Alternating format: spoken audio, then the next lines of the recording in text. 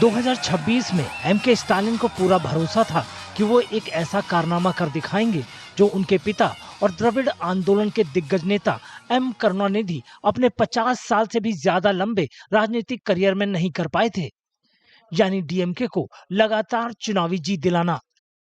सोमवार को जब तमिलनाडु विधानसभा चुनाव के नतीजों का ऐलान हुआ तो उनकी पार्टी को एक नई पार्टी टीवीके के हाथों सत्ता गंवानी पड़ी।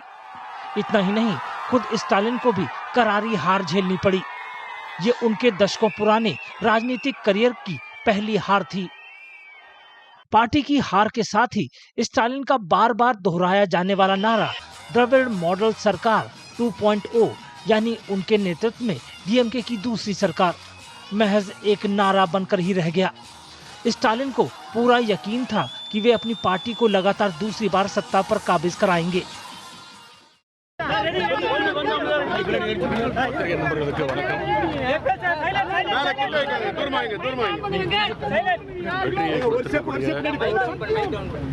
சேப்பாக்கம் திருவல்லிக்கேணி தொகுதியில் இரண்டாவது முறையாக சட்டமன்ற உறுப்பினராக தேர்ந்தெடுத்த என்னுடைய தொகுதி மக்களுக்கு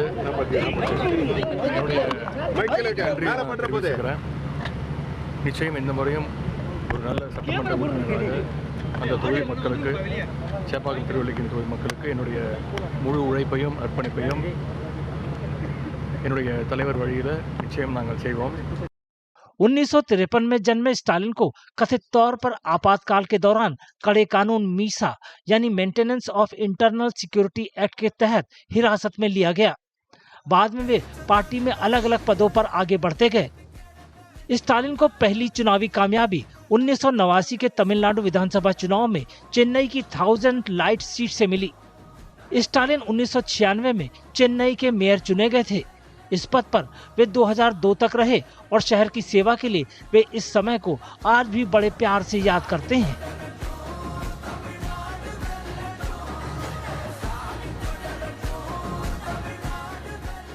दो 2011 में डीएमके प्रमुख स्टालिन ने कोलाथुर विधानसभा क्षेत्र से चुनाव लड़ा और 2016 में वे इसी शहरी क्षेत्र से दोबारा चुने गए।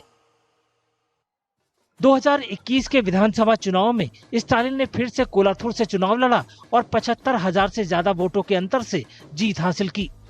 उन्होंने अपनी पार्टी के नेतृत्व वाले सेकुलर प्रोग्रेसिव अलायंस को शानदार जीत दिलाई और 10 साल के अंतराल के बाद डीएमके की फिर से सत्ता में वापसी कराई।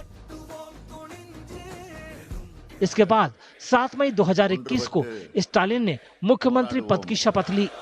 तमिलनाडु पोराडुम तमिलनाडु वेल्लम 2018 में स्टालिन के पिता और पार्टी के दिग्गज नेता एम. करुणानिधि का निधन हो गया, जिससे पार्टी के नेतृत्व में एक खालीपन आ गया।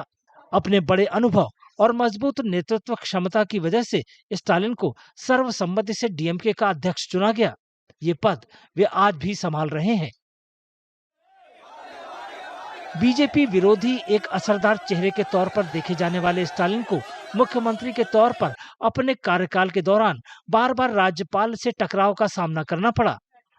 आर.एन. रवि के गवर्नर के पद पर रहते हुए तकरार ज्यादा बढ़ती दिखी। डीएमके अध्यक्ष ने केंद्र में सत्ताधारी बीजेपी को नीट, परिसीमन और हिंदी थोपे जाने के कथित आरोपों जैसे मुद्दों पर चुनौती दी और जोर देकर कहा कि वे तमिल हितों के सबसे बड़े पैरोकार हैं। 2026 के चुनाव से पहले मुख्यमंत्री के तौर पर अपने कार्यकाल के दौरान स्टालिन ने कई कल्याणकारी योजनाएं शुरू की। इनमें महिलाओं को हर महीने 1000 रुपए की आर्थिक मदद, महिलाओं के लिए मुफ्त बस यात्रा, शिक्षा को बढ़ावा देने के लिए कई पहलें और मुख्यमंत्री नाश्ता योजना शामिल थी।